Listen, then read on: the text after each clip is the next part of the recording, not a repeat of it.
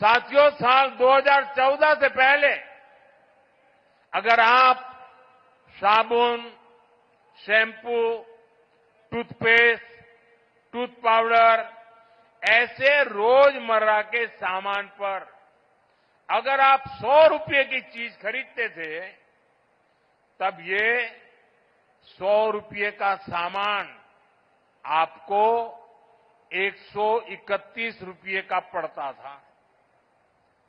सामान 100 का और देना पड़ता था 131 रुपया।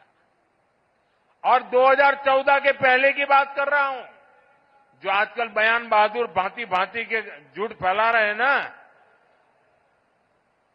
यानी कांग्रेस सरकार 100 रुपये की खरीद पर 31 रुपये टैक्स लेती थी। 2017 में जब पहली बार हमने जीएसटी लागू किया, तो यही 100 रुपये का सामान सिर्फ 18 रुपये बढ़े और 118 रुपये में आने लगा। यानी कांग्रेस सरकार से भाजपा सरकार आते आते 100 रुपये पर 13 रुपये की बचत हुई। अब 22 सितंबर को हम दोबारा जीएसटी को रिफॉर्म किया।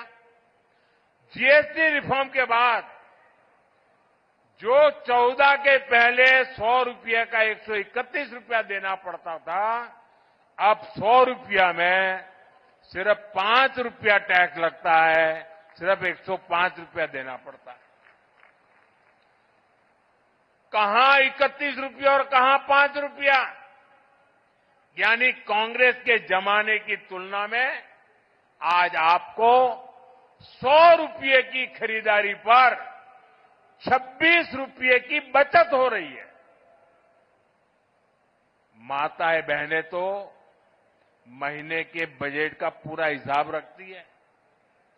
हम हिसाब से तो दर महीने अब आपको सैकड़ों रुपये की बचत होने वाली है।